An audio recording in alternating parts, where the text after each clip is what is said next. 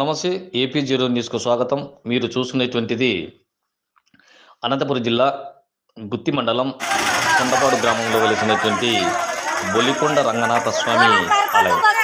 అత్యంత సుప్రసిద్ధమైనటువంటి ఆలయం. తరతరాలుగా స్వామికి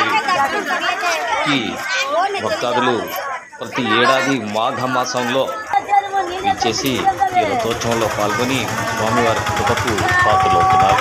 ఈ సందర్భంగా భారీ ఎత్తున ఈసారి కూడా మరి దేవాదాయ ధర్మాదాయ శాఖ ఈవో దేవదాస్ ఆధ్వర్యంలో భారీ ఎత్తున నిర్వాహకం కొనసాగిస్తున్నారు. ఈసారి గుంతకల్ ఎమ్మెల్యే వెంకటరామరెడ్డితో పాటు ఎంపీ రంగయ్య తదితరులు కూడా ఈ కార్యక్రమానికి హాజరు కానున్నారు. మరి ఇందులో భాగంగా మరి దేవాలయంలో ప్రత్యేక పూజలు కొనసాగుతున్నాయి. అంతేకాకుండా ఆలయ పరిధిలో కూడా ఆలయ లోపల ఉన్నటువంటి ప్రాంగణంలో కూడా భక్తులకు అన్ని విధాలుగా అధికారులు పూర్తి స్థాయిలో సహాయ సహకారాలను అందిస్తున్నారు. ఇప్పటికే ఆలయం ముందర చెరువు పందిళ్లను ఏర్పాటు చేశారు. భారీ ఎత్తున ఈ కార్యక్రమానికి భక్తులు వస్తున్న కారణంగా మరి వ్యాపారులు కూడా గాజులు అంగళ్ళైతేనేమి మరి రంగుల రాట్నాలు అనేక రకమైనటువంటి విచిత్రమైనటువంటి ఆట వస్తువులతోనూ మరి ఈ యొక్క దేవాలయం వెనుక ఉన్నటువంటి చింతతో ప్రాంగణంలో అన్నీ కూడా ఏర్పాటు చేశారు.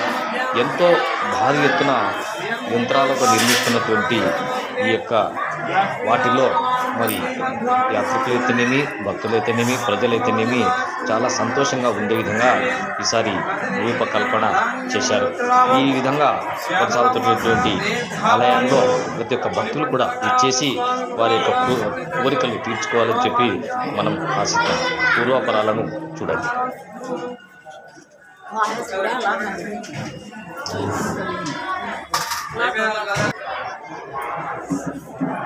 यजमानं भवति शताय प्रदेन्द्रियायुष्येवेन्द्रिये प्रतिष्ठति धनं धान्यं प्रवित्रलाभं शतसंवत्सरं दीर्घमायुः